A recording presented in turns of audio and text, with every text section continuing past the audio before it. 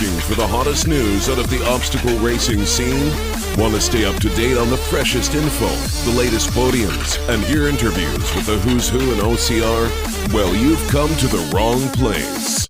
Well, some of that you'll find here. But we're not the media. This is not ORM, OCM, OCRM, ORCM. This is OCR Talk.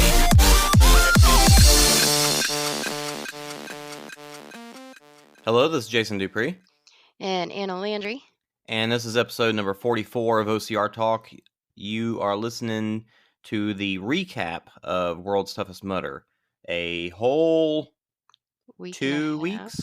2 2 and a half weeks later? Why are we so late? Because we're just fashionably late.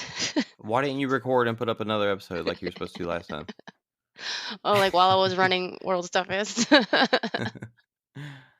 Yeah, well, so we are late, but, kind of awesome thing this year, there's been a ton of stuff come out from different people, even without Will Hicks doing anything.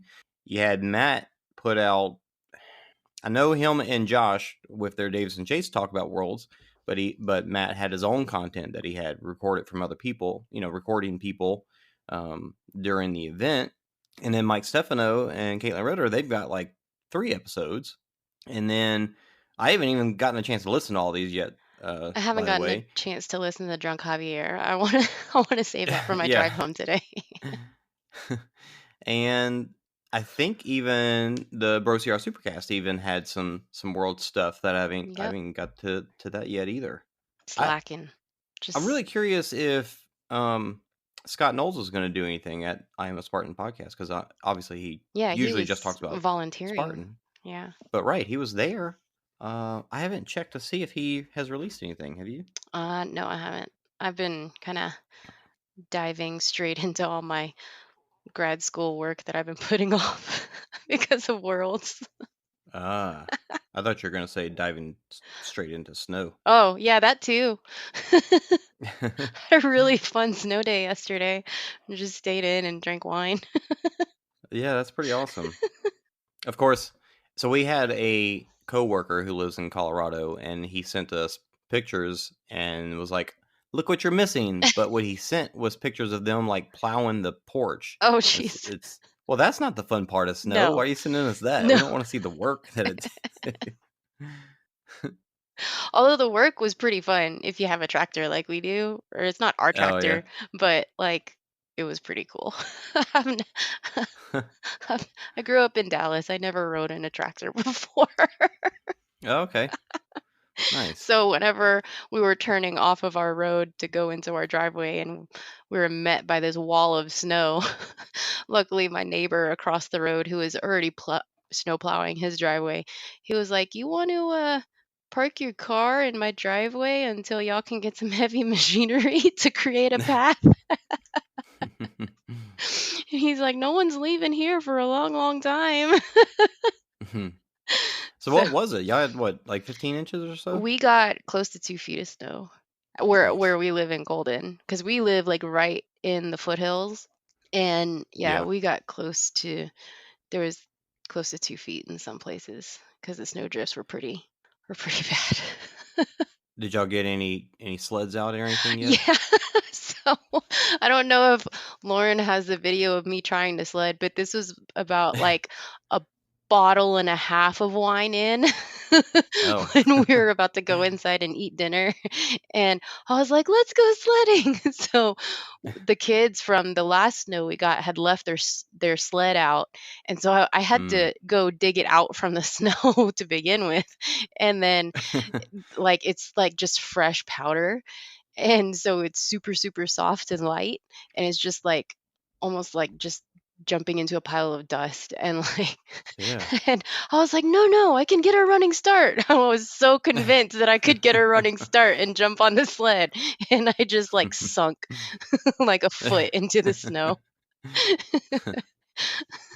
Yeah, you plan on doing any snowboarding or anything now that you're up there? I'm planning on learning how to snowboard. I tried learning how to ski, but I don't know. I don't know if I'm pigeon-toed or what. maybe maybe I Mm. just need like just one board to focus on, you know? Yeah, I mean, snowboarding's, it's just definitely the orientation that you're more comfortable with. Like Yeah, you're more comfortable facing forward or sideways. So, bike versus skateboard type right. thing. But well, good luck. Hopefully I don't run into any trees. From what my coworker told me, she's like, it's gonna be like 3 days of you falling, and then like the fourth day you're just gonna get it. I'm like, okay, that sounds like fun. Let's do it. Yeah, it can definitely take a bit if you're just not used to not only I mean, like if you know water skiing, you might be able to ski, I've but done water there's skiing. still a Yeah. good difference between the two. Yeah. You hear that? If I can't get it down, I'll just stick with sledding and tubing. That I can do.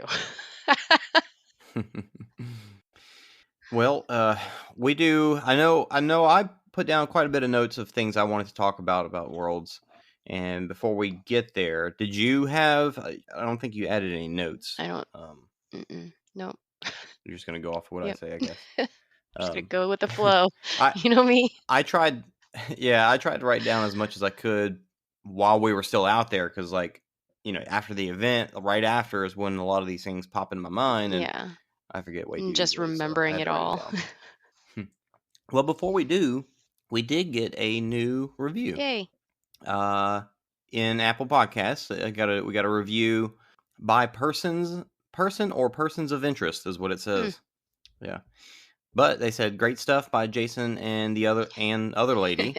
Gave us 5 stars, and they said Jason and Anna do a great job keeping the conversation fresh and real. I enjoy these two and their take on the OCR scene. I really appreciate that. That's I mean, obviously a nice review is nice, but Would you rather it be it's funny. scathing? What's that? No, no. I mean, obviously that's a nice thing, No, but in yeah. particular, what they said there about our take on the OCR scene, something that I actually meant to kind of talk about while we were at Worlds, because we were around a lot of the other podcasters there. We got to hang out with Mike and Yeah. Caitlin, and we saw Matt and Scott and Heather and Jacob, and it was really cool.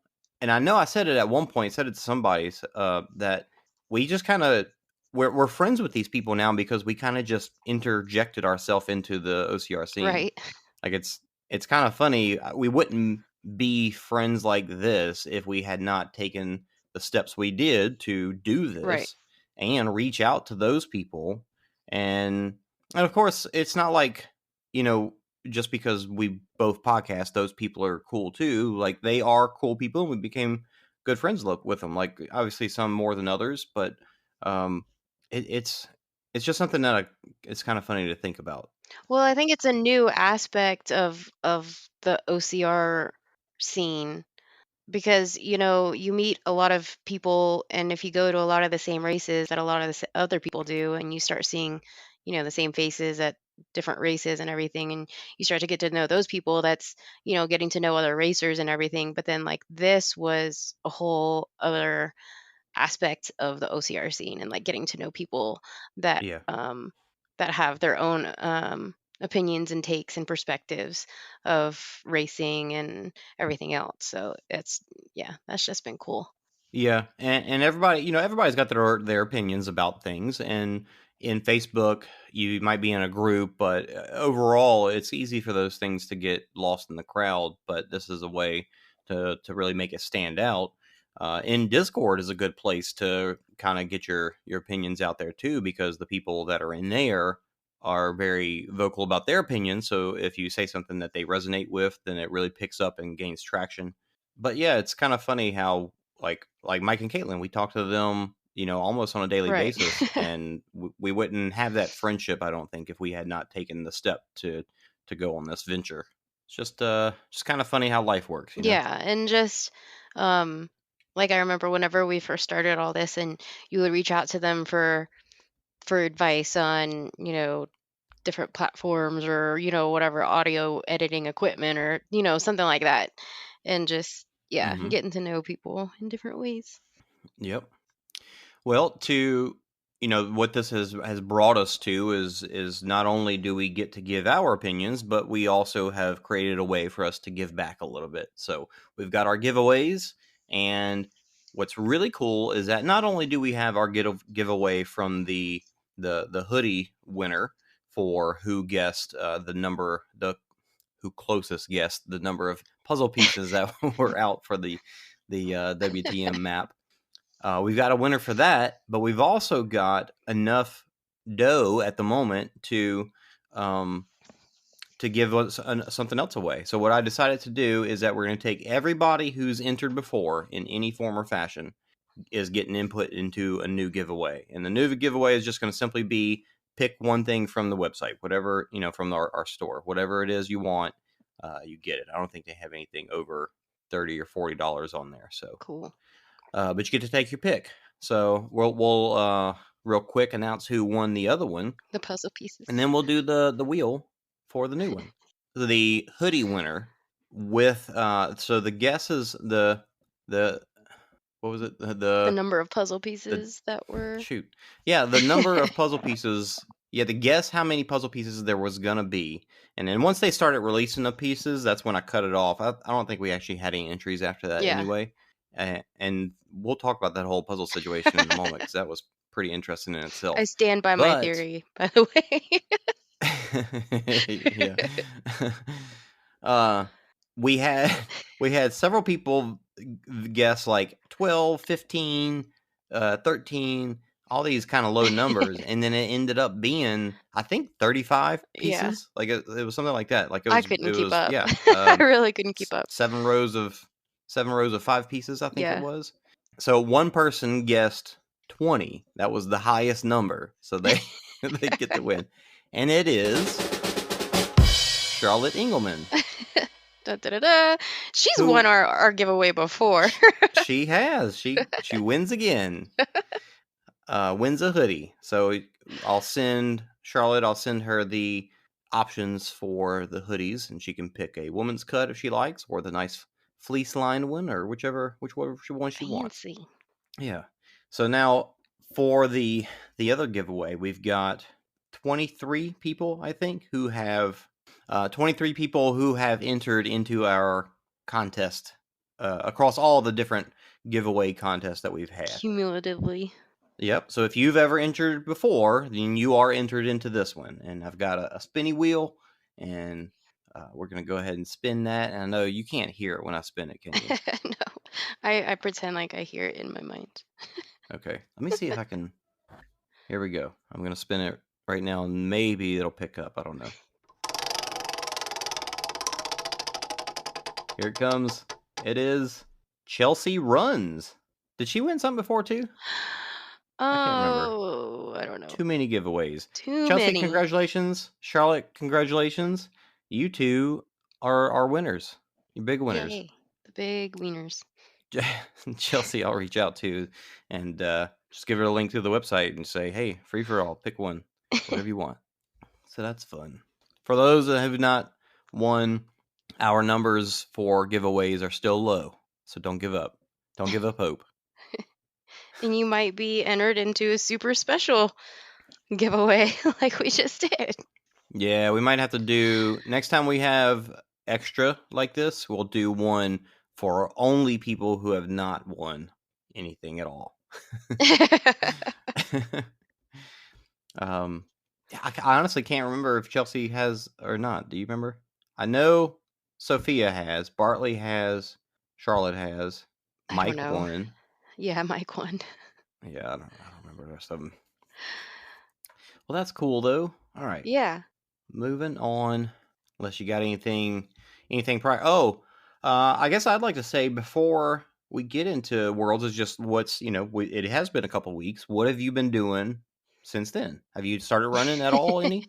No. I know you've been playing in the snow. Yeah, I've been playing in the snow plenty. And I'm sure as you can tell, I don't know, been fighting off the post Worlds crud. Oh yeah. I don't think I've had that, to be honest. And I didn't have it last year, but it was as soon as I got home, I just started with this really nasty gross cough, and I have a really awesome voice right now. Mm. Well, But the few days after, after we got home, I know, we went to bed pretty early for a few nights in a row. Like yeah. Oh yeah, we were very drained and very noticeably tired from it all. definitely. Yeah, and I was such a germaphobe, like leading up to the race, that like even whenever we were in the airport and we were on the train to get to the terminal and everything, like I wouldn't touch anything with my hands, like all the and like I was that person short of wearing the mask. Which there was a couple people on the plane that were actually wearing masks, and I thought Oh. they were crazy. But now I'm Well, they like, were probably wearing them from you because you're the one who've been rolling around in the probably mud. exactly. Exactly. So that's what I've been doing this week. And I could tell that I was getting sick because like not only was I just really super tired from lack of sleep, but whenever I don't get sick very often, but whenever I do, it's like all I want to do is sleep. And I was like, Mhm. "Oh man, I'm coming down with something. I can just feel it now." Well, what have you done recovery-wise besides sleep? Anything particular? No, just lots of sleep, lots of rehydration. Did I you didn't go did you use crazy, huh? your gun? Oh, yes, I did. Yeah. Oh, yeah, I did. My $150 Amazon special. Yeah, so you've got one of those massage guns, Yeah, and I got to see it yeah, at the Airbnb yeah, after Worlds, and it really blew me away at how good it massaged those muscles. Like right? I used it on my So hip, which good. was killing me, Yeah. and man, it really made it feel good. Yeah. It and like for the longest time I totally resisted buying one because I'm like, "Pff, I could just like buy a cheap $10 foam roller and like do the same thing." Right. And whenever I used it, I can't remember. I think I was at the gym whenever the trainer used it on me just on just this really nagging part. I'm like, "Oh, gotta get one." But not the $700 one. But really, how easy it was. Like Yeah, I get bored and tired using a roller, right. and it's work. And using that thing really just simplified the process. It Right? really was awesome. So good. It's like probably the best thing I've bought as far as for recovery. I haven't gotten one yet, but it's on my Christmas list. Nice. Maybe Santa April will get you one. Well, I've actually continued. I think the week after, I don't remember if I went. I feel like I went climbing that week, Yeah. and then I waited till Friday before I ran any, and just did a easy 3 miles, and uh, and kind of just got back to normal after that. Like I took the weekend off, and but this week I went. Well, last week, this week, shoot, I've even lost track of it all. Yeah, I haven't been running. I didn't run on the weekend, but I did run. Yeah, I ran twice this week. I really can't remember. But no, I've just kind of gotten back into it fairly normally, and actually starting to think about next year and training plan for next year. And that's really, I think I should just save that for when we get into talking about the events and stuff, because it really was different. It was a different event for me this year than it was last year, for sure. Yeah. So first off, looking at the notes I got here, I've got some very specific things. So the event overall was awesome. I thought it was fantastic, and their attention to doing things to not only change it up but make it fun and enjoyable for everybody across the board was really cool. Now that doesn't mean that they did everything perfect, but overall it was fantastic, and I'm ready for next year already. Which was a different sentiment than immediately after the race. Yeah, previous times it takes a minute for it to sink in, and I've heard other people say it too. Like, don't ask me now, ask me a week after the event's over before it'll hit me. But Yeah. it kind of hit me like really right away. Again, I'm kind of jumping ahead here. The mid lap quick pit party, coach's corner is what everybody's calling it, was really cool. I dug that so much. Like, it was so much fun seeing it from a distance and knowing, you've got that to look forward to. And then the whole how they started out where you just went back past it, hmm and he was still playing music and stuff, but once it got a little darker, they opened up those containers, and then you ran through the shipping containers, and it was foggy and dark, and the lights were strobing, and the music was blaring. That was really, really neat. What'd you Yeah, think about that? I loved it. That was probably one of the best things out on course to have this year. Because there's always those points in the middle of the night when you're just like exhausted and just over it, really, and you're just like, okay, I'm over this. Let's just get this lap over with so I can get to the pit area. But yeah, the energy coming from that point in the course was like such a breath of fresh air, and I felt like on some laps it was a game changer because I was like, I don't like this. I hate this so much.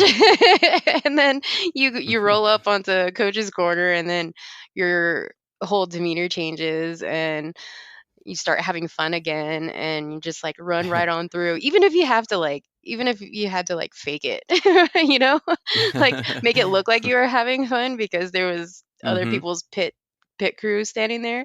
But Yeah. yeah, and I'm dying, but yeah, I'm gonna throw my arms up and show exactly. Coach that I'm into this. Did I and I hope I wasn't the only person that thought this, but whenever I saw the chains hanging down from the containers, I was like, I don't know if those are electrocuted or not. I think I thought about that at one point, but I definitely looked for carabiners on them every single time I went Oh yeah, through. for sure, for sure. I never found any, but No, I was like, I know they got to be putting them on here. yeah, yeah. No, I really enjoyed that part of the course. Yeah, it was interesting to me that I feel like in the past, even at toughest, I lose sense of where is the halfway point of the course, Right. and with that being there, it was obviously there's no way to lose track of it, and so it really made it like, oh, I'm halfway done with the lap, and then I've got this much more to go. Like it really solidified not losing myself and losing my confidence during the lap. hmm Yeah, that was super fun to roll up on. Just even just like hearing the bass in the distance as you walked away. Yeah. Now, I'm sure you heard the music that he was playing with Sean Corvell mixed in. Do you remember that? No, I don't know. I do not remember that part. Okay. It was kind of deep in the night. I might have heard it, but And it was like Sean Corvell's speech, from like saying stuff like I don't whine, kids oh whine, yeah, I and did hear that. you did hear it? Yeah. So make sure, I'm sure you will, but make sure you, and everybody else listening, make sure you go listen to Mike Stefano's and Caitlin's Obstacle Running Adventures episode where they have the brunch. So after you skip past the actual brunch ceremony, and they do interviews, and they interview Coach T Mudd, and he talks about how he did it, like what was his process and what music he played when. Really cool to hear his perspective on that whole situation, because he actually brought more thought to it than just simply I'm playing music for 24 hours. Like he really kind of made it pretty interesting. So I'll leave it to that to go listen to it to hear what he said. But it was really neat to hear where he was coming from, and the fact that he had Stephanie Bishop there. Like he had his own support crew for his 24 hours That's of really cool. DJing. Which that's what you can't really expect anything less from him, right? Like, of course he would have a whole plan of what kind of music to play when and, all that. Because, I mean, of course he's not going to just be up there playing music. That would just be too easy, right? Like, Yeah. But yeah, that was a really cool thing. And I know I think the first time I went through the container, it was like once you got into the second container, it was pitch black. Like at first it was just thick with smoke, right. but then it was pitch black and you couldn't see anything. So I hugged the left side the entire time and put my hand on the wall to keep track of where I was. I just did the whole Because I don't know like if you sticking my arms out in front of me, just feeling my way through the dark. Just like, okay, just keep moving forward. At least I know I'm moving forward. Well, I don't know if you noticed, but on the right side, if you stuck to the right wall, which I tried once, that's where all the strobes and the speakers were. Mhm. So if you went that way, you kind of ran into all that stuff. So the left side was the way to go. But yeah, man, that was fun. The water temperatures were so cold this year. Really cold. I felt like they were colder than last year. I felt like that too. The air temperature wasn't bad. The outside temperature wasn't bad at all. But the Right, the water temperature, temperature was I super never cold. Yeah, I never heard any official, like, what did the temperature get down to, but, Weather Channel-wise, it was saying, what, 39, Something like maybe that. Yeah. 38? It had to be like high 30s. Like 10 degrees higher than last year, Definitely. which was amazing. But I don't know why the water temperature. Yes, the weather that they had leading up to the event got really cold, so that water temperature was a lot colder than it was last year. I mean, it had to be because when we started, you start with light clothes because you're not getting in water yet. Right. That second lap, when they opened up Devil's Taint, Kiss of Mud, and I know Cage Crawl was open too. Mhm. And my God, Oh my Cage Crawl gosh. water about So froze my head off. it was so cold. It was like getting a brain freeze without intaking Mm-hmm. any cold fluids because all the Yeah, it was cold nuts. fluid was around your head. It was so cold. Mm-hmm. I remember going through Cage Crawl the first time and like standing up, and my head was so cold, and like I felt like super, super dizzy. I was like, whoa, this is the weirdest feeling I've ever experienced. And I'm like, okay, just keep running, just keep going, keep moving. You got to get warm. I'm trying to remember exactly what I did after that, but I know I went in and at least said I want my hood, Yeah. my cap, not my hood, my Yeah. cap, my neoprene cap. And I really can't remember if I put on my shorty then or I did one more lap. I think I may have done one more lap without it. But for sure, after that, I put the shorty wetsuit on because, man, no matter where you got in the water, it was dang cold. And Cage Crawl, it just wasn't worth it. And then that water in King of Swingers was like, oh my gosh, like jumping into an ice cold pit. Yeah, I had my hands out of my bleg mitts to, grab the bar. So when I fell into the water, my hands were exposed, and yeah, they were getting cold very fast. And at one point, I pulled my bleg mitts back on right as I fell in and tried swimming with them. And honestly, they didn't swim No. well. So I actually had to pull my hands out to swim better. Yeah, no, the bleg mitts don't work like paddles. Even though they look like paddles, but no, they don't work like paddles. Yeah, my first lap. Temperature wise. Sorry, go ahead. Oh no, I was gonna say my first lap I got hot with the Under Armour gear on, and I shed a layer. I shed just my top layer and just ran in my sports bra and my tights the second lap, and then I didn't realize the second lap we were already going through some of the water obstacles. So whenever I came back in for my third, I was like, okay, I need something. So I just grabbed my windbreaker and I put my windbreaker on after my third lap. But then it was after my third lap that I got into all my cold weather stuff. Hey, have you heard about Anchor? You probably haven't heard about Anchor yet, so let me tell you about it. Anchor is the easiest way to make a podcast. You probably hear other people talk about how they make podcasts. If they say it's easy, they're crazy. All of their methods are really hard and complicated, but Anchor, super simple. First off, it's free. They have creation tools that let you make the podcast right from your phone. You don't even need a computer. This is 2019. Who uses computers anymore? Anchor distributes your podcast on all the other platforms. No need to go do all that complicated searching and hosting and posting. They do it for you. You can also make money from your podcast. Well, I mean, that's what I'm doing right now, because you're listening to this ad. They've got everything you need to make a podcast in one spot. No need to search around all over the place. No need to go to 20 different sites. Just one. Download the free Anchor app or go to anchor.fm to get started. Bet you thought I was going to sing right here, didn't you? Yeah. The temperatures in general, I got into my, when it was time to get into my full wetsuit, it was a little too much. Like when I was out running, I was getting kind of hot. And whenever I would get into the water, I would have to let some water, like purposely let water in to cool me down because I was getting too warm.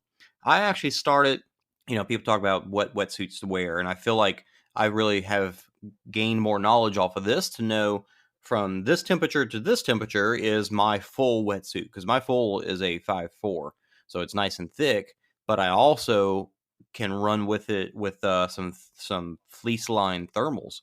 And that's what I started with, because I was like, I'm going to put this on now and I'm not taking it off till till it's over. But I ended up taking off the top layer of my base compression because I was getting too hot. And even then it helped, but I was still getting a little too warm. And I would have liked to taken my legs compression off, but getting in and out of the wetsuit would have taken too much time. So I just dealt with that. But I also wore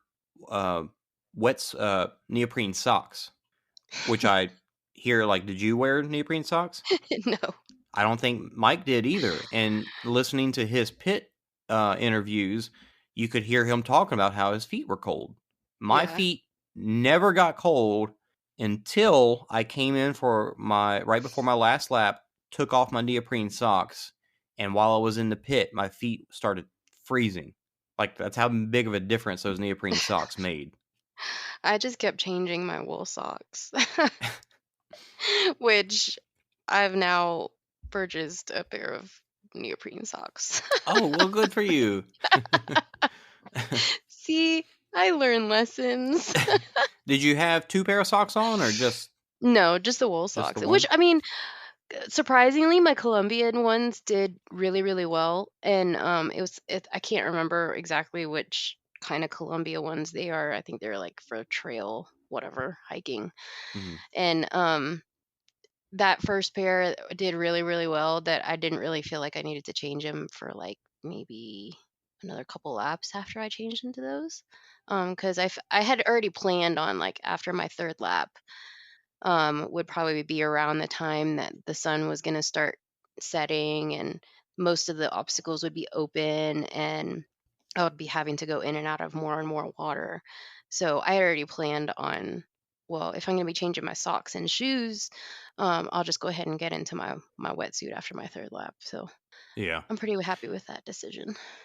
Yeah, when you take your shoes off for whatever reason, it is tough. It's a tough decision because it takes time. Yeah. But yeah, if you're prone to, like, even Christopher Mendoza says that he got frostbite last year, and even this year, Oh, like, his toes got a little numb. It's like, they're what so are these? How are these pros running and not without taking neoprene care of their feet? socks. I'm over here with a 5'4" and neoprene socks. Like, I feel nice and cozy. To be honest, I'm honestly a little too hot. But really, for those that struggle with the cold in the middle of the night, if you don't have a full hood, that's another thing. Like, neoprene socks and a full hood are lifesavers, because that full hood keeps the water and air from getting on your neck. And I Mhm. know for me personally, that's one place where, like, if I have cold air on my neck, that's what just makes me feel uncomfortable in general. Yeah, totally. So the the catastrophe that happened during my seventh lap. So I was totally comfortable. I was so happy with my new wetsuit. It was a 5'4" like yours, and it fit me very well. And all I was wearing underneath was compression shorts and my sports bra, and I was Hmm. super comfortable. Um, as far as warmth goes. And so my seventh lap, my headlamp started dying. So whenever I came in, um, or no, this was at the start of my seventh lap. After my sixth lap, my headlamp was dying, so I needed to change headlamps. But then the flasher on the back of the headlamp that was zip tied to it wasn't working, so we had Hmm. to cut that one off and get a new flasher. But I didn't have any zip ties to Oh yeah. resecure it to my headlamp, and Lauren was trying to get me changed real quick and everything like that. Um, get my headlamp changed and my socks changed and everything. So I got a new headlamp and I had a spare flasher, and he just decided to tie it to my zipper on my wetsuit and I didn't know that's where he was tying it. So so he figured he was doing good because like there's this really long, zipper pull, and he figured he was doing good. So so, as soon as I go through Devil's Taint on my 7th lap, I get caught in the net, and I'm like cursing. I'm like, what the? Dropping F-bombs everywhere. And luckily, these guys helped me get untangled. Well, in the process of getting untangled from the net, I hate Devil's Taint, by the way. I hate it so much. I hate you, Carl Piscatello.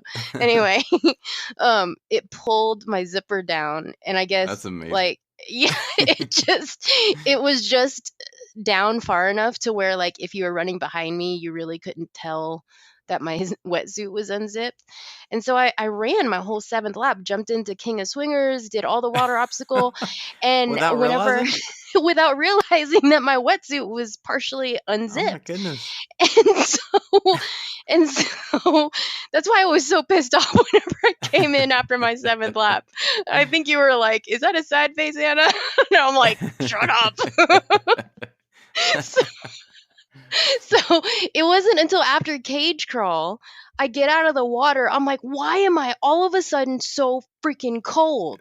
And then I was walking along, and I just happened to look down, and I thought it was my bib tie that was hitting my leg, but it's my zipper from the wetsuit. And I'm like, oh my God. So I pulled up my zipper and to close my wetsuit, but of course, by that time it's too late because I've already taken on half the water off the course into my wetsuit, and it's just doing nothing but like freezing against me inside my wetsuit because my body temperature, I'm sure at that point, pushing myself at that time of night, like my body temperature was not self-regulating at all. So I just had this freezing layer of cold water sitting in my wetsuit, and my freaking flasher on the zipper got caught again on Mutterhorn. And I'm like, I'm so done with this stupid thing. And so whenever I went in, I was like, I am so cold right now. Like, I don't know. And I'm so pissed off. I don't know how I'm going to get out there again. And yeah, that's why I was so pissed off after my 7th lap, because I had basically, removed half the cold water from the course for y'all. Man, yeah, getting cold, I mean, it's terrible. Like, the best thing you can do is keep yourself warm as best you can. Yeah, it was just And the fact that you ran not knowing, and you just like, did you think that just the temperature was dropping drastically? Or yeah, I really did. I really thought that like my body was just getting tired and I was just getting cold. But then whenever it was after I got out of cage crawl that I was like, son of a biscuit eater, seriously, like dang it. And I'm like, this sucks. This really sucks. And I think at that time it was like 2-3 o'clock in the morning or something. And I was like, I'm so done with this. I'm done. No more. And then I can't remember what I did. I think I had got some like warm food in me. I wrapped myself up in a space blanket and my dry robe, and I like laid down for a second because I was like I can't do this. I'm not on pace anymore. And like I'm saying all this like negative shit in my mind, and I'm like getting so pissed off at myself that I'm letting it get to me this bad. But I also acknowledge that I'm tired and I've pushed a little bit, I've pushed a little harder than I have, and probably haven't been training as much for the event as I should have. But then there was a point where I was like, screw this. And I'd come out of the tent, I'd throw off the dry robe, get my shoes back on. I was like, Lauren, where's my bleg mitts? I slapped my bleg mitts back on and I just took off. I was like, I'm getting one more lap, if that. I'm getting one more lap if it kills me. You might have to drag me off the middle of the course, but I'm getting one more lap in. Did you fix your flasher, or was it morning by then? It was getting to be morning by then. The sun was just about to come up, yeah. Okay, so you didn't need the flasher for that. Yeah, I really didn't need my headlamp or the flasher at that point. Well, for those who curious, what do you do with a flasher? Some people do put them on their bibs, and I feel like that would get caught on stuff way too easily. Yeah. I always put it on the back band of my headlamp, but when you go through an obstacle like Devil's Taint, you pull it around your neck so that it's not getting caught on every single little thing. Right. Devil's Taint, Cage Crawl, Mudderhorn, anything with a net or something that's going to catch your headlamp, just pull it down around your neck. Or even more important, when you're going off of like King of Swingers, or if there is a big jump off of something, like in the past, you take it off your head. You don't put it around your neck because then it'll fly up and slap you in the face. Well, it'll slap you in the face. The headlamp hitting you in the face would be no good. Instead, you just loop it around your arm, like put it on your shoulder, like a satchel almost. Yeah.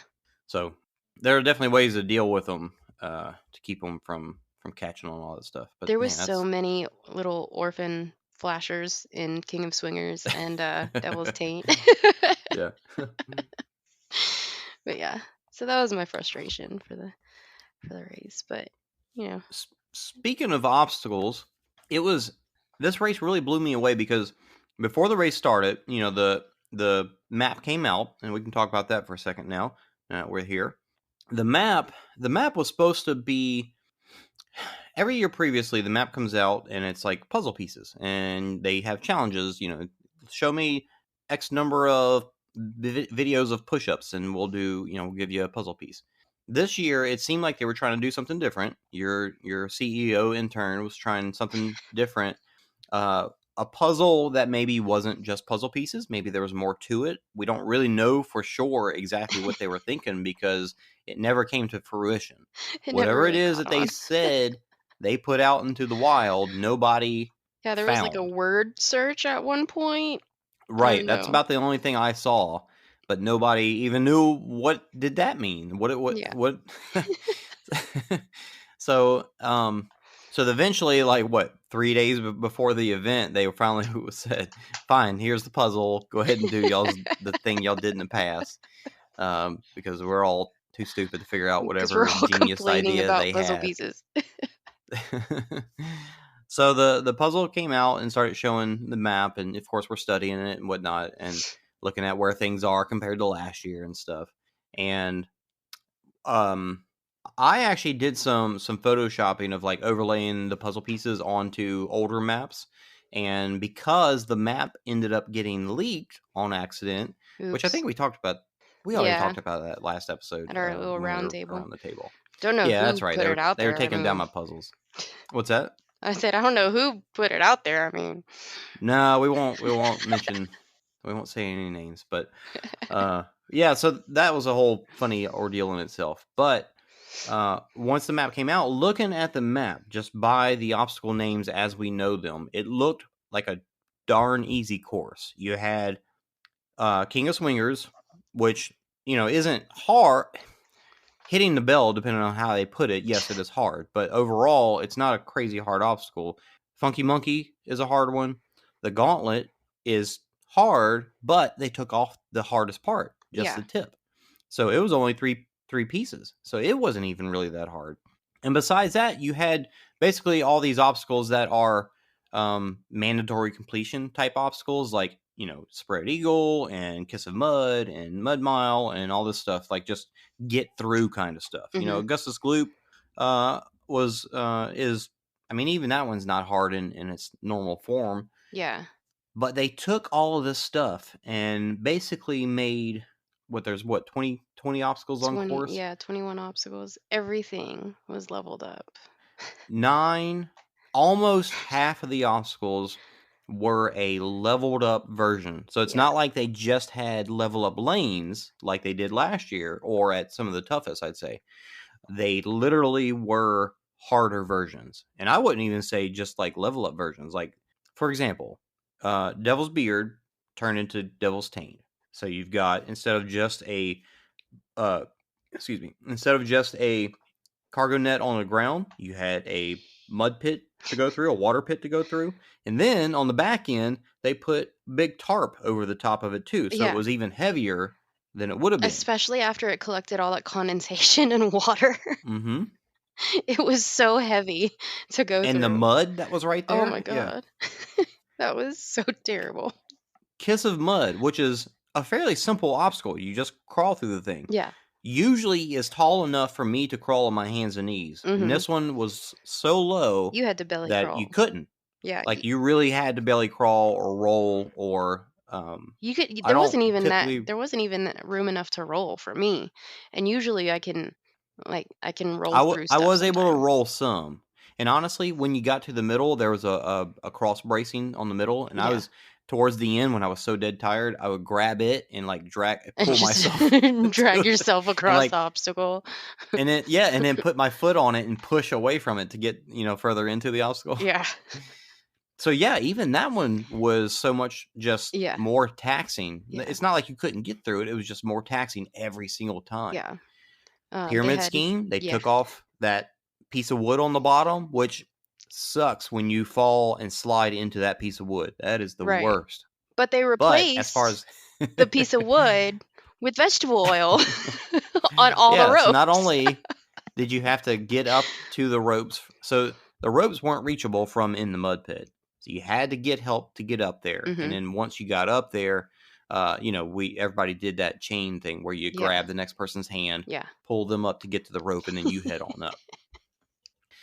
Spread Eagle usually has a ton of straps, and you can just do whatever the heck you want to get across it. But this time, it was so far apart that people were doing like polecat style. Yeah.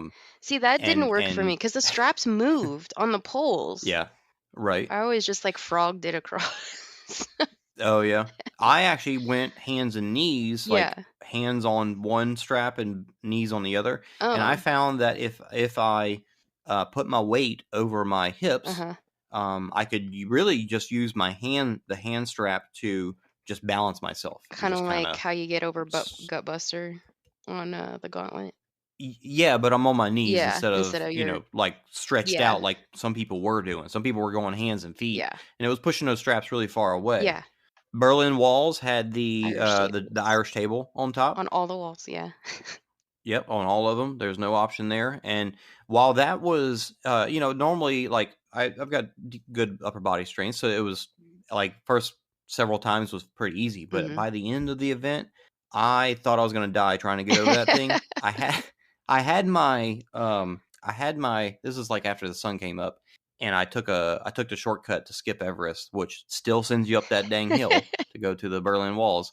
So I had my rain jacket on, my windbreaker, my rain jacket on, and I had wrapped it around me because it was getting hot. And I had my wetsuit hood tucked into the pocket.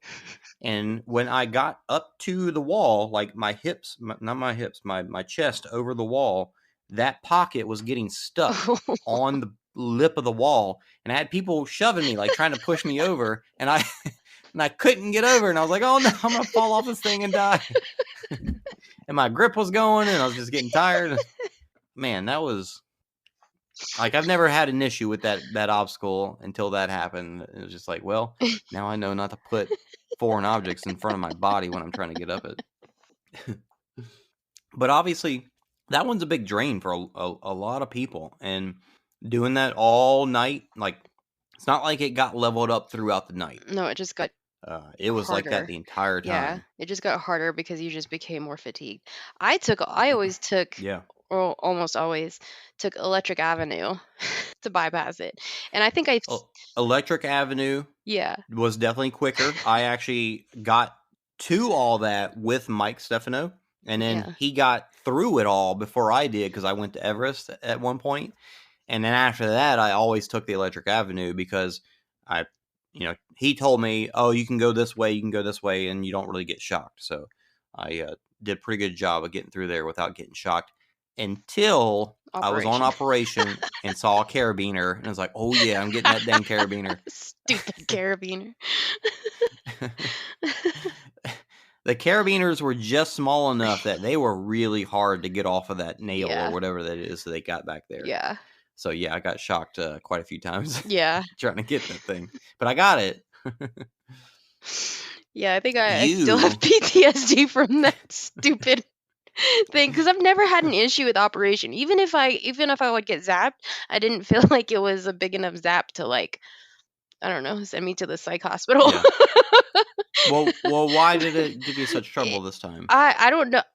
I got through it twice before, and then like the third time I went, I don't know why I was getting zapped so much, but and I don't know if it was ever on Mud Run Guide because one time I saw like Margaret Schlachter come through, and I can't remember if it was a Mm. time I was there and I was getting so frustrated that like I tossed the pole after I got zapped because I didn't want the pole to get stuck in the hole, you know.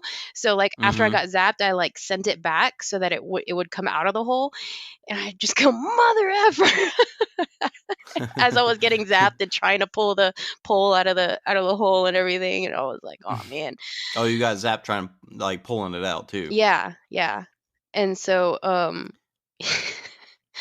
yeah, Well, but all the you had to fil get a band to get out of there, right? right. So So I had to keep trying. I just had to, oh, like, steel myself and just, you know. wait. So why did you have trouble? Like, why did you start getting shocked in the first place when you'd never had the issue before? I think I was just getting tired, like, getting fatigued 'cause, Just get yeah, yeah. 'cause it was the 3rd time that I had gone through there, and I was just like, "Ugh," you know? How do you do it? Like, what is your technique?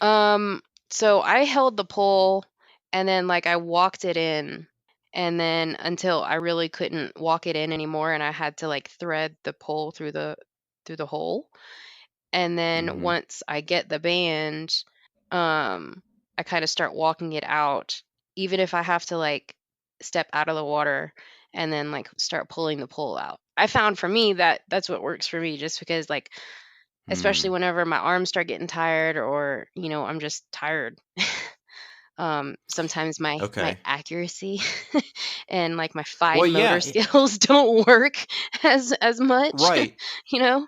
Well, that's kind of the problem with the technique that you're talking about is you're talking about holding the end of the pole far away from the hole in your hands, and I feel like when you get on one side of the pole, there's just a lot of movement that can Right. happen. So what I do is I get as close to the hole as possible. Like my left hand sits literally an inch or two away from the hole, Mhm. and I brace my elbow against my body Mhm. to hold my hand up, and then I pick up the pole and then slowly, like, that left hand doesn't move. The Yeah. only thing it does is grabs the pole whenever I'm moving my right hand to slide back and grab, pull more pole into the hole. Yeah. And so I'm slowly just using my right hand to move it and keep it, but my left hand is keeping it steady Right. right by the hole. So I'm literally watching the edge of the hole the entire time until I hit the back of that wall to make sure I'm not touching the edges. Right. And then that's when I start looking down the hole to actually see, I got to get the stupid thing off the hook. Um, but still, when I pull it out, I slowly pull out and my left hand stays perfectly still. So using that technique, I've never had that issue. It's really whenever I'm trying to fiddle with the band or the carabiner, Yeah. and that's when because I'm focusing down the hole, I'm focusing on that back wall Right. instead of actually on the hole itself. Yeah. But I see a lot of people doing a lot of different Yeah. techniques. Well, that third time that I kept failing on Operation 2 was on like my lap of shame too. So Were you cold at the time? yeah, so I was probably shivering at the time and I just Well, that definitely freaking makes sense. zipper. Black Widow had it wasn't Black Widow. They called it Pink Widow, Yeah. I think. it wasn't just straps all over the place. Instead, it was one low and one high, Yeah. and that's it. Not And very short people friendly at all. yeah, so you said that you threw your bib Mhm. over. Was that early on, like second lap, third lap that you I did can't that? remember. Yeah, but yeah, it was something like that because I was joking around with a volunteer and it was whenever like they had the uniformed volunteers out there and he was hyping me up and I'm like I can't just use like those two short straps. I was like, come on, man. I'm like 5'1". Cut me a break here. I can barely. And not only that, but like the slack line, I was like holding on to it with like my fingertips the first time I went through. And it like Mm-hmm.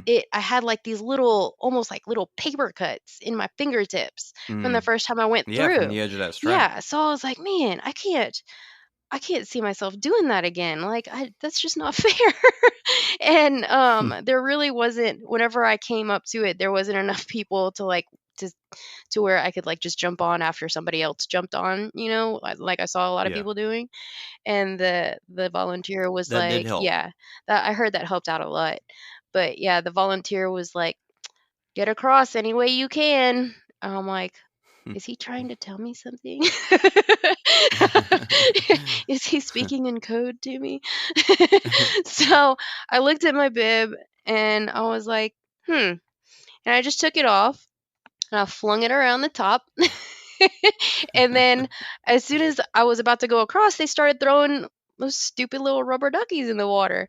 And I noticed that one of the little rubber duckies had a carabiner on it. I'm like, okay, watch this. So I went across and I used my bib, and I was like, at that moment, I was like, this is sheer genius. Like this is now the easiest obstacle on course.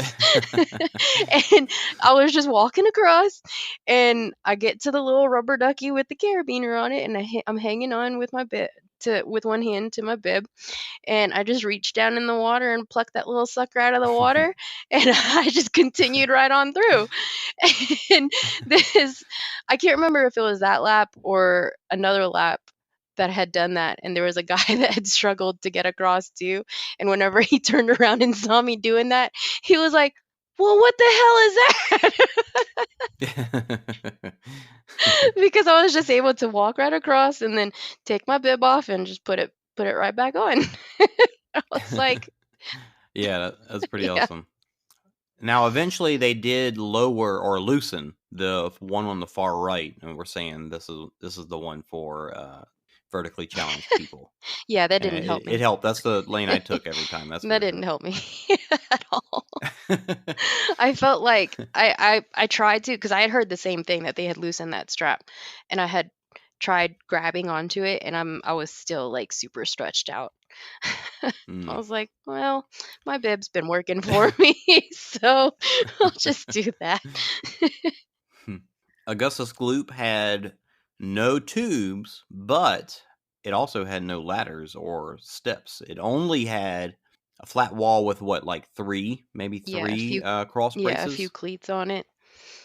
Yeah, so they were really stretched out. So you really had to use a little bit more upper body on that one than you normally do. Yeah.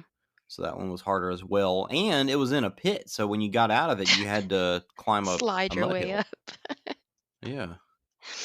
Cage crawl was, I mean, not only was the water insanely cold, but it had every other section was blacked out with tarp. So that was different as well. And Arctic Enema also, it was 2 containers instead of 1. So you went under the first wall, and then in the second container they had basically a miniature cage crawl in there. They had like a fence and a blacked out, or a tarp. Yeah, so they really did level things up and change it up, and to me it made it harder for sure overall. Yeah. Like it was just the course was super runnable. It was a pretty decent course. I really enjoyed the course. Yeah. You had that run through the woods, so you had a couple of hills there, and then it was like a nice little gradual downhill for a long ways, and then you get the Devil's Taint, and it ruins everything. And then it just kills your spirit. Then you had that one hill after Everest, and then after that it was pretty flat, and you had a couple of small hills at the on the backside, and then you had the one long gradual hill going up the road back to the after beginning. Lumberjack. Really, yeah. I looking at the map, I thought that road was going to be long and boring, but it really wasn't bad. It wasn't. It really wasn't crazy long. But overall, and it had a super cool sunrise. Yeah, and it was just a fun course to run. It had a few road sections. Oh, you had the one hill after the gauntlet as well to get to up to King of Swingers. Yeah. But really, overall, it wasn't a hard terrain course. It got very muddy, which made a lot of the running a lot tougher. Right. But there were still plenty of roads and stuff to run on as well. So I liked the course a lot, and the challenge of the obstacles themselves was really enjoyable too. Like, it was just tough. Now, thankfully, while everything was tough, Mud Mile had 2 more mounds than it normally does, but they were nice and shallow, and Yeah. it was low mounds, and then by the end of Yeah. it, you had ruts through almost every single one of them to cut through. Yeah, you could just like walk straight through. Yeah, it was pretty awesome. So that was a nice break, to be honest, when you got to it. Yeah, even the first time through Mud Mile, when you're always like navigating how bad it's gonna be. But I really didn't have any trouble like getting over the mounds by myself. Yeah, it was really a cool course. A lot of people are complaining about the carabiners and how all that happened, and The gamification. yeah, everybody's got their take on it. I think I really enjoyed how it went because it made it made things interesting. Like, I don't know if I'm going to get one. I know that the guy at Waterworks does something funny every time to get one, but I might also get one from here or there. Like, you never knew for sure. And then also the choosing of where to use your band, to what obstacle you skip. It definitely kept things interesting throughout the end of the event. Now, I do think that they kind of went overboard with how they were giving some of those away. Yeah. I think some people's complaints about it is it didn't make it a race for the elites. For Now, the competitive people, right? Now, Trevor Psychos, Christopher Mendoza, Javier, Bad A Javier, and Aaron Ross and Amelia Boone. Not that she went through the whole event, but what's her, Deanna Brass? No, god dang it, Morgan Mackay. All these women that were out there, all these men and women that are out there competing. Those guys still ran 100 miles. I mean, look at their Stravas. I haven't looked at it, but I'm sure that they still ran that distance. It's not like sure, they did get to skip some things here and there. And while maybe that did decide the winner, I don't know. But did it make a huge difference? I don't know. I think I guess the thing that bugs me is a lot of people talk about this. So definitely this was bad because it did this for the elites. Well, you don't really know exactly what it did, but we do know that people were handing them out pretty freely without having to earn them for any specific way. So that could be fixed. But I think an easy thing would be to just say, if you are an elite contender, if they have that qualification again, then you can't, you can't use those or whatever. I don't know.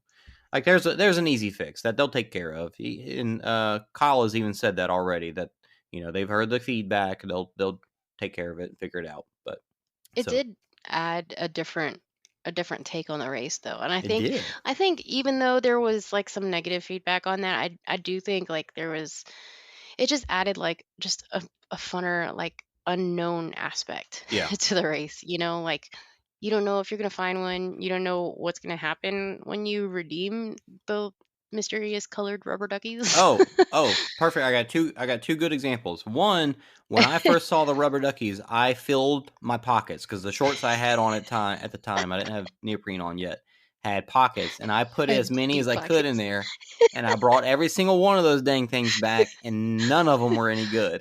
And they were like, "Oh, you can only have one." I was like, "Oh, sorry." So I'm like emptying out my pocket. I was like, "Hang on," and I switched to the other pocket. And they're like, "Oh my." Go ahead and give me all of them just in case one of them's good. But no, none of them were any good. I never found a colored one. I saw some of them. I saw some people had them, but so you saw what it actually looked like? Yeah, it was just like a little colored dot on the bottom of one of them. That's what I figured, and that's what I looked for, but I never did. Was it like a Yeah. sticker or like a No, it was just like a Sharpie or something. I don't know. small dot? No, it was pretty big. Okay. Yeah, I don't think I ever saw one. Yeah, it was pretty noticeable. Do you know what anybody got for that? I have no clue. I haven't heard anybody A say what handful you of actually. carabiners? I don't know. Yeah, I haven't heard anybody say what you actually got for turning it in. Yeah. Yeah, I don't know. I'm not sure. Now also at Operation, that time that I was sitting there trying to get that carabiner, I would have never done that. I would have just gotten the band and gotten on out, but it really made Yeah. me go for it and think about doing something The different stupid and carabiner. changing up what happened to me and like really, like the video that they showed at the brunch where that girl's in electroshock therapy and she's pulling the one off of it and you can see her getting hit as she's yanking it Yeah. and it's like just Yeah. hitting her over and over.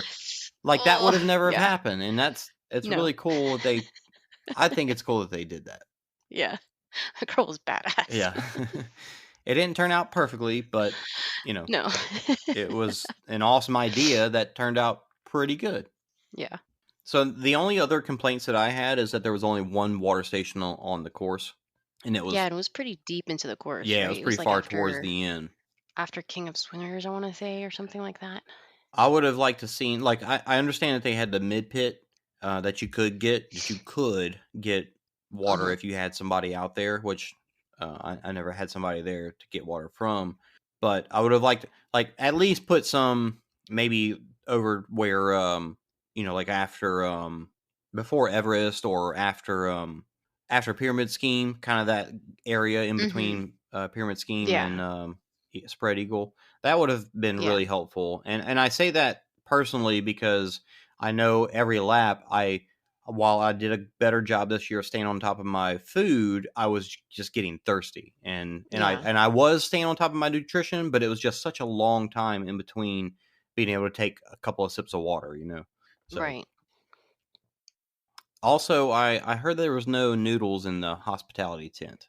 There wasn't. Like How do you like not have last year noodles there in the was a lot of hospitality tent? A lot of cup of Yeah. noodles.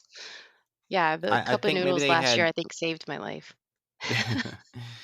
I did a poor job of bringing enough food this time, and would have been really helpful.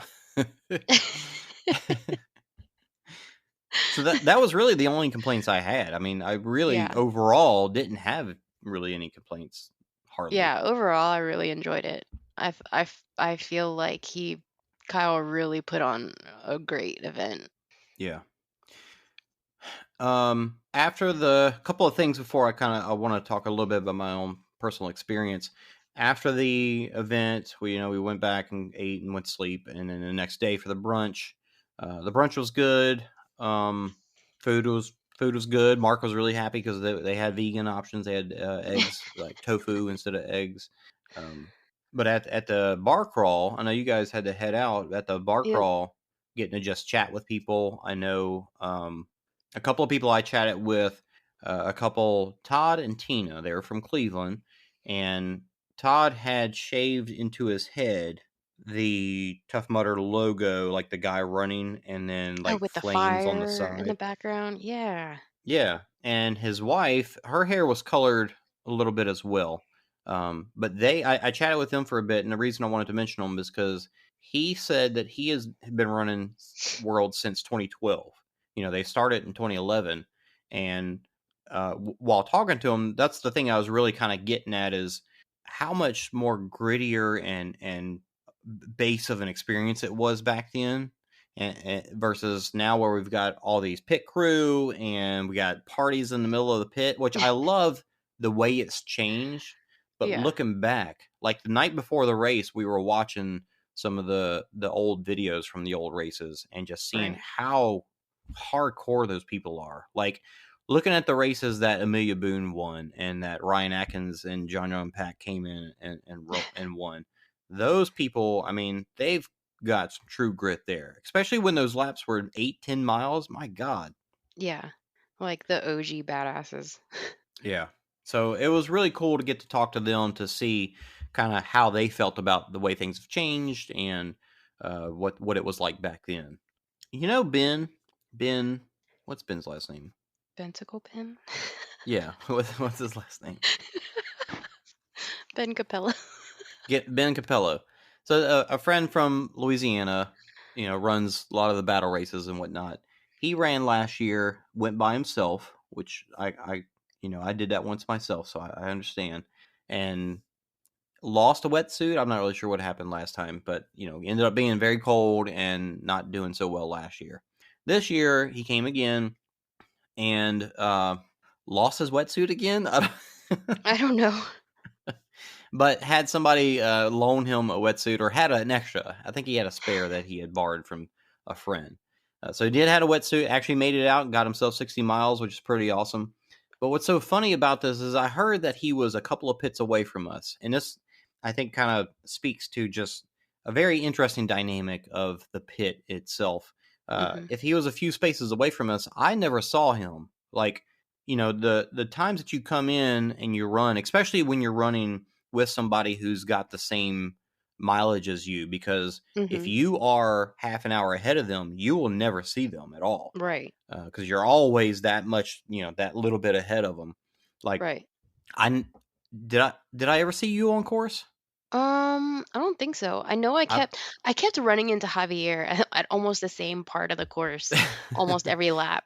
And like he would come up behind me and like I remember the first time he passed me, he like grabbed my arm and it freaked me out for a second for like a split second. And then I ran into Mike like maybe twice. Yeah, I saw Twice or Mike on so. course. I saw Javier. I never saw you. So yeah, I never saw Ben. I saw Ben Yeah. last year on course, but never saw him this year. So it's Yeah. just funny how you can go this entire 24 hours and not see somebody. Yeah. And And like and then I got done early and was watching the finish line and then saw him come through and he mhm. literally went into that crowd of people at the finish line and then I Just never magically saw him disappeared again. And I know I told you this and I can't help but think that he just vanished off into into thin wherever he air. came from. I don't like, Magical where did he disappearing go? Ben. How did I not see him after that? I was looking, like I was literally like looking on the other side of the crowd where he would have been, and he never was there. Oh man. Jacob Bosecker from OCR, he was there pitting for. You Who did saw he pit him though, for? right? Well, he wasn't You saw running. Jacob. Just making Yes. sure. I saw Jacob in the pit because he was pitting for somebody else, but he was being super nice and coming up. And like I said, I ran out of food. I did not bring enough food. Ran out of goose. He brought me goose, and so I just, I've told him already how thankful I am. But I mean, that guy was super. Like every single time he saw you, what can I do? Do you need this? You need that? You Super need this? helpful, yeah. Yeah, and that's the pit dynamic in general. And we had a really special pit crew in the fact that we had April, Mike, April, Mark, and Caitlin and Lauren, and we had this group who were all pitting for multiple people. Like some Yeah. people, you're allowed 4 people per racer, Yeah. but we It had was like 4 4 racers per people 4 for people. right, and they all took care of each other, and they were Right. also helping people that were a pit over, and Yeah. anybody else that came through because Yeah. they're just awesome like that. Yeah. Like, I did it one time by myself, and that was, if you've not experienced that, give it a try because that is an experience, is doing it by yourself. But if you're trying for legit mileage, you gotta have a pit crew. You gotta have somebody there pushing But you not and helping not you. our pit crew, because our pit crew is ours. Yeah, you can't take our pit crew. Can't have ours. Which we have an additional pit crew for next year because Mike said he's not going Yeah. to run. He's going to pit. He's gonna run a media lap with Matt. Well, actually, he's switching out with Mark because Mark's going to run. Oh, true. So we still have the same number of people. Do you have anything you want to say about your race in particular before I go into mine? I know we're getting a little long-winded here. I don't really think so. I'm actually surprised that I moved out here to Colorado in July and probably lost a lot of my routine as far as training goes. So going into Mhm. this event, I really didn't. I know I said my goal was 50 miles, but I really didn't have a goal, if that makes any sense. I guess that was like my A goal, and then my B goal was just like to go out there and just to keep going as long as I could. And yeah, and I'm surprised that I didn't get my 50 miles, but I did get one more lap than I did last year, Mhm. and I was still able to like curse myself into getting out of the tent and and leave my pity party that I was Yeah. throwing for myself and get myself out there for another lap um and finish, and then to come back home and get back into the usual swing of things. And really, I don't feel as bad as I did last year. I don't feel Yeah, like it that's an took, improvement for sure. yeah, for sure. And I don't feel like it took as big of a toll on me uh, this year as it did last year. So promising things going into next year. So we'll see. Yeah, that's awesome, and that really does speak a lot because endurance racing is something that you build year over year, and it's Right. not something that you can just do as a beginner. Yeah, it's not something You that know, you can just jump into. right? So getting Most people, like anyway. crazy mileage is something that, and I'll speak about this a little bit in my own experience too, but it's just something that you can't get until you put yourself through the years of the Hmm. training. It's not just, oh, I had one good year of training. It's amazing how it takes the time that we put into this. And, what do they say that ultra racers, you don't, all the good ultra racers are in their 30s and 40s because they've had those years of building, Yeah. and they're also probably bored with whatever else and don't want to go play football and stuff. But but yeah, so do you have are you thinking about next year already, or are you letting it sit still? I'm registered. Oh, okay. I'm registered for next year. Nice. Well, it is in Dallas, so Right. It is in Dallas. obviously. Yeah, whenever I saw that the rumors were true, I was like, okay, all right, I can't say no to that one. Well played, Kyle. Well played. That really surprised me, but I'm happy, of Yeah, course. yeah. But I didn't think with the venue that they have it at, I just did not think that they would choose to bring it here. Right. I'm secretly hoping they have a different venue. Just Well, because that's it worries me. Not that right. I think that course would be hard, but that it would just be sloppy. Toughest was really interesting though because it was dry, and Dusty.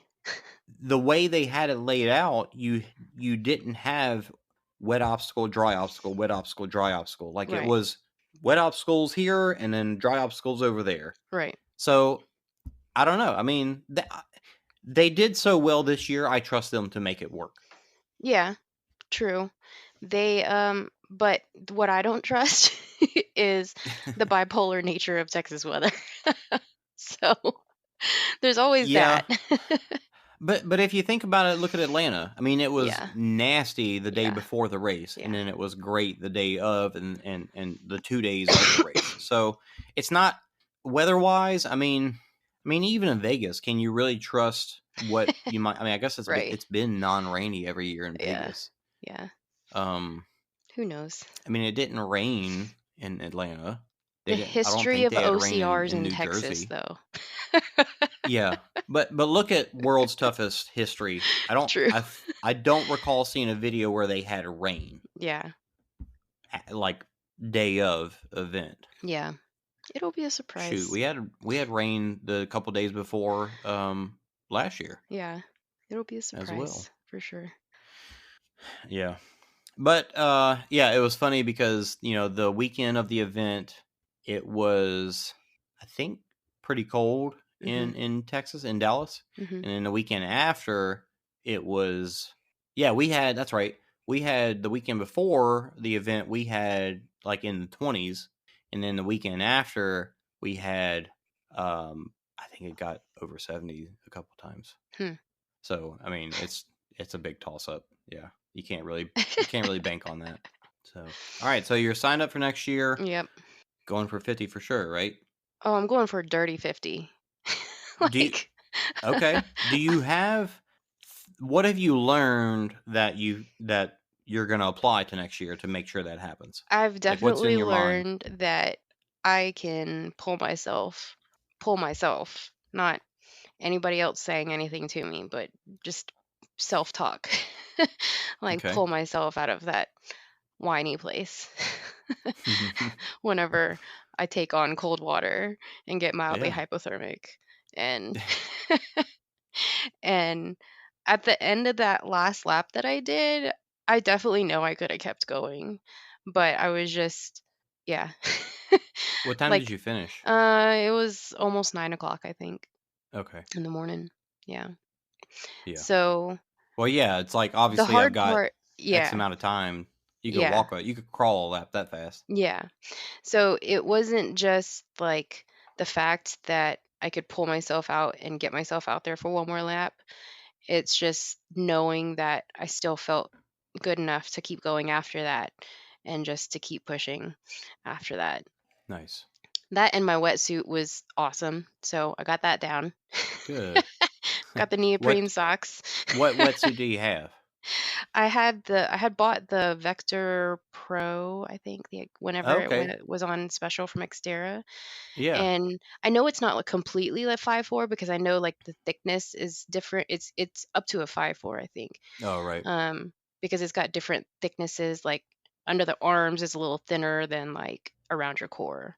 Mhm. So, yeah. Okay. But yeah, and then just getting back to working on my endurance and building that base. So, I learned a lot this year. More than last year, I'd say. And what's funny for me is I spent I got I got sick with blood issues at the very beginning of 2018. Dealt with that all year. Had a iron infusion a week before Worlds and ran Worlds and felt pretty good. But obviously that was something I was still dealing with.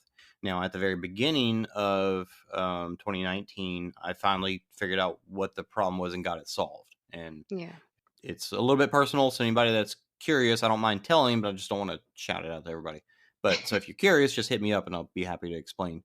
But so once I got that solved, then it's like, okay, so blood's not my problem anymore. But now I'm starting to have issues with my leg giving me, pains. Like, do I have a stress fracture? I don't know. Having issues with my ears, that whole ear opening up thing or whatever that is. So trying to figure that out. So I spent the entire year dealing with just these different weird issues and feeling real unsure about it all. And then going into it, I pulled a muscle in my leg 2 weeks, 2 weeks before, 3 weeks before. So after healing that up, I really went into it just thinking, well, here we go. Like, I don't know what's going to happen. I'm going to try and I might break my leg. I don't know, but I'm just going to go for it. And the most important thing that I wanted to do during the event was to go at a slower pace, not try to run at like what I would normally run a 10 mile or even. So I kept it slow and kept my heart rate low, and that made a huge difference. Now, I think the ear issue, while I've been told by a doctor you can use Afrin or maybe even Sudafed. I tried Sudafed, it didn't work. Hmm. But during this event, I think because it was colder and I kept a slower heart rate, I never had that ear issue, not once. Interesting. So didn't have to deal with that. I had Afrin, but I didn't have to use it. Yeah. Another issue that I've dealt with is nausea, getting nauseous during these kind of races, and it started to happen in the middle of the night, and I started having a couple of bad laps, like where I came into the pit, and I'm like, I know I need to eat, but I don't like everything I look at or think about makes me feel like I'm going to get nauseous and throw up. And so it was really hard, but my pit crew telling me, "Hey, you got to eat something." And I'm like, I don't know what to say. I don't know what to tell you. Like, I'm not sure. So that and that's another thing in itself is that when you do get in the race mode and you have a pit crew, you do need to trust them. Like, you have to go in trusting them to make decisions for you, because when you get into a situation like that, it is hard to make a decision, For sure. because just you're so distraught with everything. Yeah. So what I don't know how I figured this out, but as I was running, because it never got bad enough to me to like, it wasn't like last year where I was like, oh my God, I feel like I'm gonna vomit. But it was bad enough to where it was just like, I don't feel right. I don't feel good. And I know if I keep pushing, it's going to get worse. And eventually, I guess out of nowhere, I finally decided, what if I'm looking at the ground too much? What if I'm getting like motion sickness, like like you would in a car? Yeah. And I really feel like, I can't promise, but I really feel like this was the solution, is that I started just looking up more. I put Mm-hmm. my headlamp, clicked it up to where it was looking slightly a little bit more ahead, and just looked down the trail more often. And it went away. I Yeah, got that makes back sense. from a couple of laps and was able to actually eat, and like Mm-hmm. eat a lot. And Yeah. that was huge for me because I was getting so hungry. So if you know, if you ever get nauseous, I mean, that's the Look best I up. can say, is that's what worked for me. So yeah, I was surprised at how much I needed to eat. Every lap I was coming in, like, give me a whole thing of soup, give me a donut, give me. I wanted everything. You know, give me. I went through all my goos on course. Give me more. You know, Right. and that's actually something I learned for next year. And I know I've heard this before, and I don't know why I've never done it, but I need to get 2 race belts and have them to where they can fill one up while I'm out. That way I Mm-hmm. can just switch it out and just Yeah. trade off Yeah. instead of having them fill them while I'm there. So I got past that. I got past the nausea. My leg, this still blows me away. I went running yesterday, and my Mm-hmm. leg's a little sore in my shin. During the race, it just went away. It just That's my crazy. any pain that I had in my leg just completely vanished. And for like the next couple days after the event, until I started running again, like, it just was gone. Like, for whatever reason, running 60 miles fixed my leg. I don't know. Like, what is that? How does that happen? So weird. So I know I need to go to the doctor and get I'm pretty sure my toe might have issues. So I kind of favor the outside of my foot, and that's probably what gives me leg issues, and probably Probably so. hip issues as well. But so I do know I need to get that checked out. But it was amazing how my body was able to just push it aside and just Just fix continue on. itself. Yep. So yeah, not getting nauseous, it was huge. That made me, that by itself, because I was looking back at, like, thinking back to all the times this has happened to me in the past, and I feel like every time except maybe once, has all been night races. Mm-hmm. You know, at nighttime you're looking down more times because you can't see as much with your peripheral Mm-hmm. vision. So you're more times watching your footing. Yeah. But typically that's the case anyway. Like, when you're running, you're looking down at your footing, and in daytime, your peripherals, you can see everything, so it's not so bad. But I really think that's what it was, is that it's just motion sickness. That makes sense. Yeah. So I'm pumped. I ran 50 miles by, I don't remember exactly what time it was. It was before the sun came up. I had run 50 miles and was feeling good. Now, after I got the 50 miles over, at that point it was like I'm mostly walking because I can barely run anymore. So for me, like, where I've built myself to, I was actually able to run. Like, I ran most of that race, and that's what was so awesome and made me feel so excited. Because I literally was able to keep my aerobic engine into a mode to be able to handle the running. You know, your legs get past it. Your legs, you know, they fix themselves apparently. uh, so once I got to the 55th mile, the 55th lap, and 60th lap, it was just like I gotta get a couple more in. I gotta get a dirty brown bib, and I might as well round it up to 60, because even though I feel like I'm done, Yeah. that would be silly to stop now.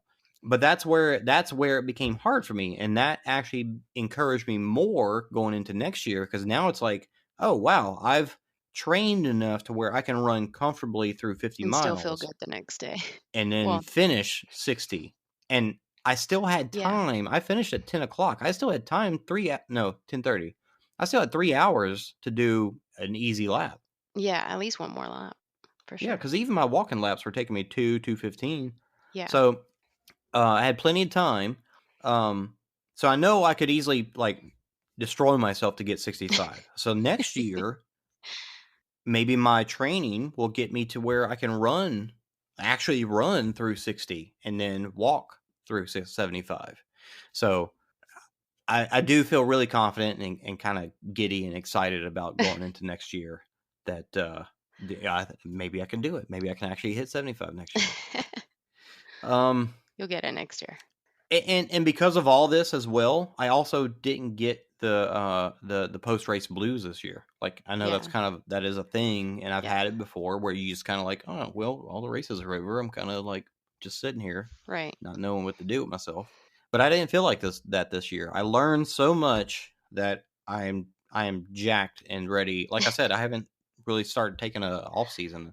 I started eating like it's off season, but I I haven't naturally stopped Thanksgiving is coming working up. out. Yeah. Well, also I got a membership at a climbing gym, and man, that's fun. Like it's not like going to a regular gym. Like it's enjoyable to go. I don't feel like I'm doing work. I feel like I'm having a good time. Because you're just like playing around. Yeah. And I don't leave. I've never left without my forearms and grip feeling like they're just destroyed. So I know I'm working them pretty good. Well, since you're in Texas, and I don't know for any other ultra freaks out there, Grit Fitness opens up their ultra registration tomorrow. Oh yeah. So what is tell me about it. I'm not really sure of like the details. I know it's going to be like a little less than a 5-mile course. And it's going to be like something like 100 miles in 24 hours.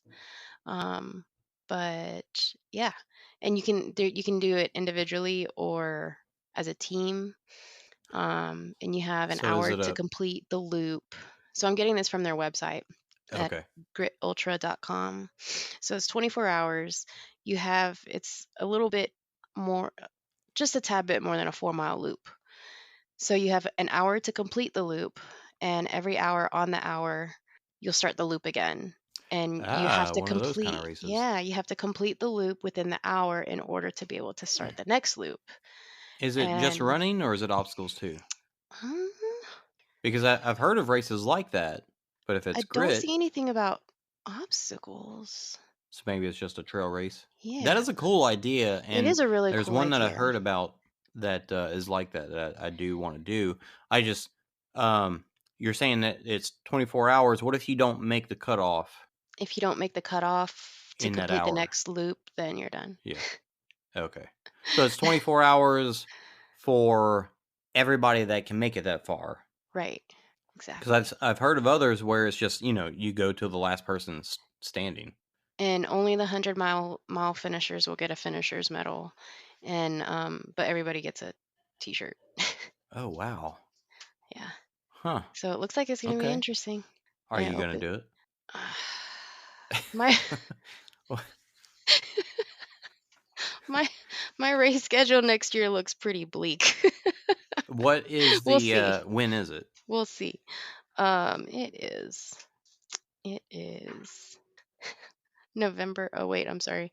Registration opens up tomorrow, November 28th. And I think it's in the new year, so January. I'm so bad at this. December 31st at 12 p.m. So you can ring in the new year by running 100 miles.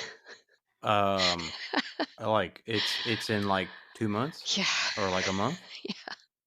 Why is the registration just now opening? I don't know. I think this is like a new event that they just thought Oh, of. okay. But yeah. All right. Well, I won't be at that one. I do want to do one of those kind of races this coming year though. Yeah, that does pretty interesting though. Sounds like fun. Yep. Just see how far you can make it. Right. Cool. Yeah. I feel like in previous episode I had said our Endure Elite code was just OCR Talk now, and that's not true. I messed that up. It is Ref 10-OCR Talk. So if you're getting some if you're getting some Endure Elite, that's cool. Use that code, get your 10% off. Have you seen that they're working on carbohydrate patches? The patches. Yes. That's the quick carb patches. How crazy is that? If that actually works, weird. like would you not cool. have to eat? I don't know. I don't know how that would work, but man, that sounds amazing. I don't know either. That sounds really cool though, and I would probably try it at least once. Yeah, for sure. And they've also got Perform Elite capsules coming out in the next, I don't know, I think I 6 to 10 pre-ordered months. those. I can't remember. So that'll be Pretty interesting sure to I try as pre-ordered well. those. Yeah. So go get some Endure Elite and use Ref 10-OCR Talk. There you go. All right, that's all that I got. This has been longer than That's all I I expected got. it to be. Man, there's WTM Recap is always a long episode, though, I feel like. True. But again, I mean, Mike and this Caitlin year, split theirs up into 3 episodes. right. This year was more like I just kind of accepted that what happened last year happened. And, Yeah. you know, I wasn't as excited about it. But this year, Yeah. I've been pretty jacked ever since. All right, Anna, any last words here? No, that's all I got. All right, well, I'm gonna go white and knuckle it on my drive home now. Oh, is it time to go home? Yeah. Oh, good luck. Yeah. And the sun sets at like 4:30. So. Is it actually snowing or? No, but the high today was like 28. Well, if it's not snowing though, at least you don't have the the windshield getting clogged up. Yeah. So good luck. Get home just safe. All the ice stuck on the road. Everybody else, we got Charlotte Engelman. We'll reach out to you, and Chelsea Runs on Chelsea Facebook. Runs. We'll reach out to both of you as well. Have a good off season, everybody. I can't promise we'll record before the end of the year, but we're hoping to do a podcast roundtable with some of the other podcasters. So look forward to that. Yay, so if be nothing looking else. out for that. It'll be a surprise. Yeah. All right. Take it easy. We're just full of surprises. Bye, everybody. Bye. Follow us and talk. Oh, we had something we were supposed to add. Oh, yeah. Was it? Somebody said it should be our tagline. Right. You might be wrong or something like that. All right. So I say the first part, you say the second part. This is Jason. You say and Anna. And Anna. All right, let's try it again. This was Jason. And Anna. And you might be right. But you might be wrong. 2. You got to add the 2 at the end. 2. Fail. All right. We'll work on it for next time. All right, bye. Bye.